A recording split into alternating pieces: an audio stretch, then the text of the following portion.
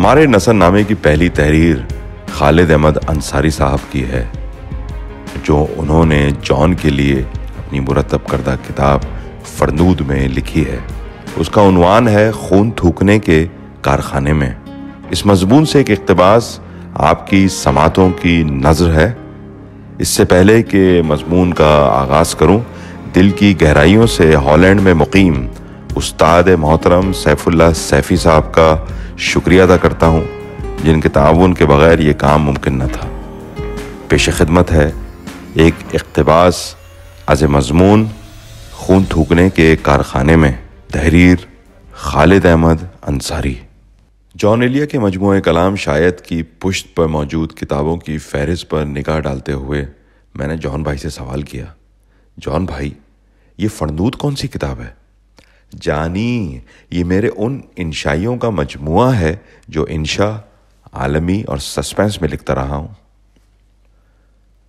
لیکن جان بھائی یہ مجموعہ شائع تو نہیں ہوا؟ جلد شائع ہو جائے گا، وہ دیکھ۔ انہوں نے ایک باکس فائل کی طرف اشارہ کیا اور ہمیشہ کی طرح بہلاتے آز دلاتے لہجے میں بولے، سب تیار ہے، بس یعنی آ جائے، اس کے بعد اگلی کتاب فرنود ہی ہوگی۔ یہ تھا فرنود سے میرا پہلا تعارف۔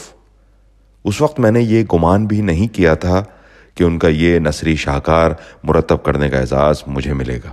اس عظیم و پراسرار ہر شے سے وابستہ و پیوستہ اور ہر شے سے بے نیاز کائنات، اس خون تھوکنے کے کارخانے میں زندگی وقت کی تھر تھراتی تیز دھار سوئیوں تلے اپنے نامعلوم اغراض و مقاصد کی تکمیل کے لیے رواں دواں ہے۔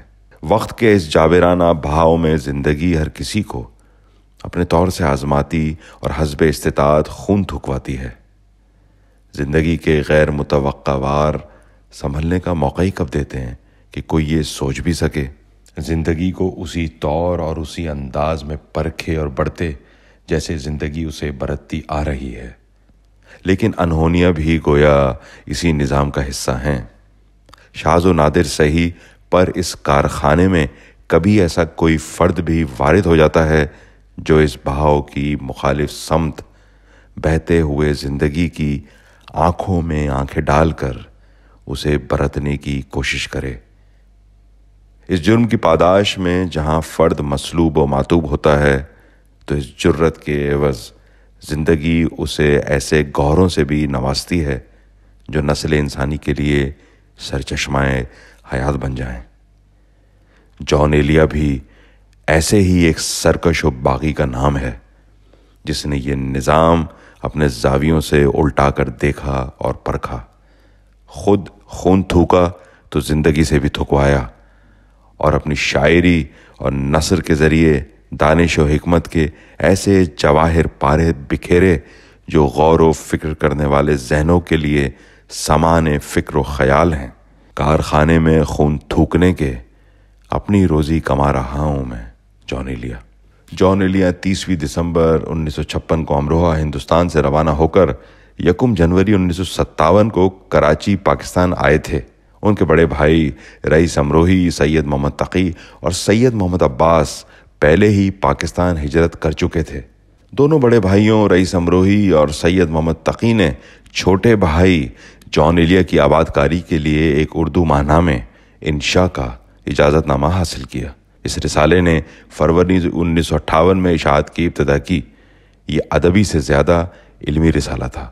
جان صاحب رسالے کا اداریہ خود تحریر کیا کرتے تھے، جسے سنجیدہ ادبی حلقوں میں توجہ سے پڑھا جاتا تھا۔ خواتین کے ایسے مسائل جن پر کسی کو لب کشائی کا حوصلہ نہ تھا، ان پر فرضی نسوانی نام زہینہ سائیکی کے نام سے لکھا اور اپنی بے باک تحریر سے خواتین میں بیداری کی ایک نئی بحث چھیڑ دی۔ انشاء تجارتی اعتبار سے اوسط درجے کی کامیابی حاصل کر سکا، جو عموماً ادبی پرچوں کا مقسوم ہے۔ شروع میں اس کا نام انشاء اور ضمنی لاگ کے طور پر عالمی ڈائجسٹ لکھا گیا، بعد میں صرف عالمی ڈائجسٹ رہ گیا۔ جان کی پاکستان آمد سے لے کر ان کی وفات تک کے پر ماجرا اور ہنگامہ خیز 44 سال 1958 سے 2002 کے دوران لکھی گئی شائع شدہ بکھری ہوئی نثری تحریروں کا یہ مجموعہ فرنود آپ کی نظر ہے۔ تاریخ، فلسفہ، منطق، زبان و ادب کا یہ نثری خزانہ مرتب کرتے وقت احساس ہوا کہ ہم کیسے یکتا و یگانہ شخص کے ادبی ورثے کے امین ہیں۔ ہو سکے تو میری کوتاہیاں نظر انداز کرنے کے بجائے ان کی نشاندہی ای میل اور فیس بک کے ذریعے کرتے رہیے گا۔ Khalid Ahmed Ansari, www.facebook.com/JAUN John.ELIA Legend web site www.johnelia.com۔ شکریہ۔